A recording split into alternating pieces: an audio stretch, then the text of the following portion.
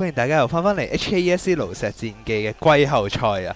第3場嘅 BO5 呢，就係由呢一個 Ken 嗰邊先取一勝啦。頭先應該話德魯伊天胡啦，今日第一場見嘅德魯伊天胡都算係話嗰邊，我覺得係術士嗰邊係有少少失失地做，因為佢攞到嘅法術大部分對德魯伊嚟講係冇乜用嘅。係咁，我覺得其實對德魯伊最重要係咩牌呢？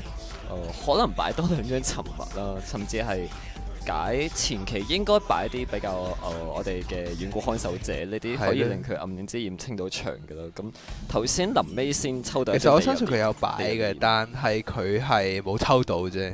遠古看守者就應該冇擺啦，係轉咗做藍龍術，應該係有擺小鬼大佬之類嘅前期壓場牌啦。但係佢嘅蒼藍龍淨係抽，佢嘅無光飛龍淨係抽到1隻，所以就有少少危險啦。但係我哋見到殺着嘅獵爹已經第2場就攞咗出嚟啦。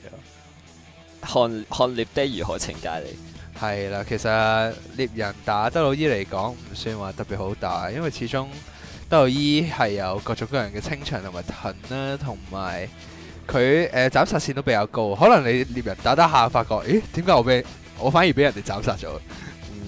睇一個前期鋪場咯，咁快去到已經咁快去到4 cost 咁。一張應該已經用咗。其實獵人嘅 draw 唔算太過好啊，而德魯伊呢邊果斷就interface 咗張希亞納斯出嚟喎。如果佢係冰凍陷阱嘅話，其實唔需要理佢；如果係烈焰陷阱嘅話，就需要懲戒一下。呢一個獵人印記應該就係烈焰陷阱嚟㗎啦。如果係冰凍陷阱，佢甚至唔需要理呢張牌啦。然之後佢會選擇掹刀定係會攞到一隻11係啦，然之後應該會放呢一個動物火盤24呢張嘢唔係話特別好。喺呢個時候呢張嘢就冇乜作為。呢一張嘢根本冇乜作為，但係唔係喎，係一個智商壓制喎，但係對面有 swipe 係啦，只可以講話神 draw 同埋智商壓制邊一個好啲就梗係神 draw 好啲啦。Ken 呢位選手睇嚟都已經拜過神嘅感覺，係啦，應該係有請呢一個幸運女神加持啊！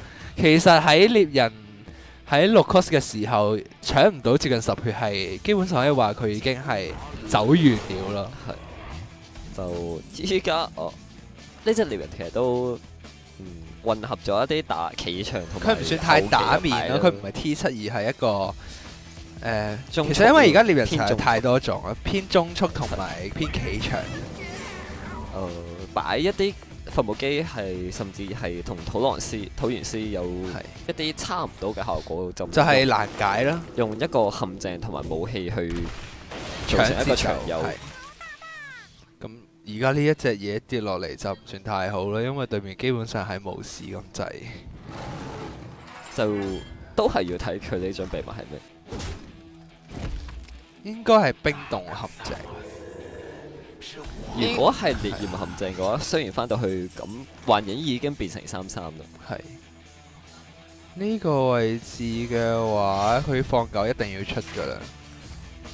咁佢應該會用自己嘅身體再加放狗，叫咗隻狗打佢呢隻嘢，然之後呢隻機械就打佢塊面啦。其實呢一隻嘢喺競技場非常之好用啊，我個人覺得。但係喺咁多解牌嘅天梯對戰上面就有少少完全唔慳嘅，完全唔慳啦。其實講真就，因為通常咆哮都會放2張自然之力㗎，一張自然之力俾人哋，佢仲可以攞翻1張衝鋒嘅嘢，可以混合。雖然有陣時混合嘅牌嚟講，有陣時好多就係放單一種陷阱。依家佢放咗3種陷阱，2種陷阱，暫時未見烈焰。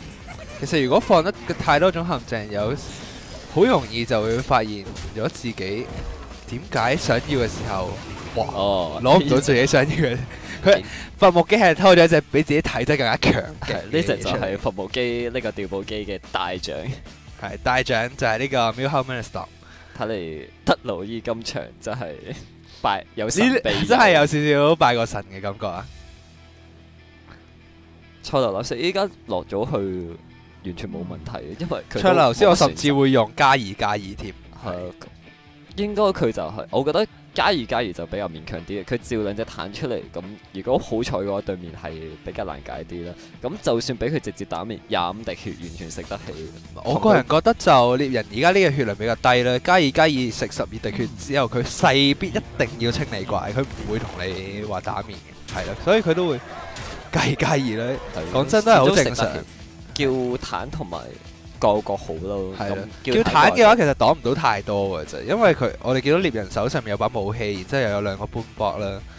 呢兩個點解而家爆炸博士咁 OP 就係佢7 cost 帶一個人7出嚟之餘，仲要帶一個可以最多打10點傷害嘅兩隻怪。我哋通常叫就係爆炸博士自帶一個純劈斬。係啊，大概就係一個理想值就係比純劈斬高少少。但係最理想就係自帶一張燃爆術。呢一個位嗱，呢一張冰龍陷阱又係尷尬啊！你見唔見到對面手上面有啲乜嘢？係啦，但係佢應該記得㗎嘛？係應該記得，但係冇乜選擇。其實佢都冇乜選擇㗎啦，佢最後還形係呢一個位置，佢會剩翻1滴血。如果佢咁樣解幻影嘅話，就死咗啦。佢應該記得對面仲有一張衝鋒嘅樹人啊，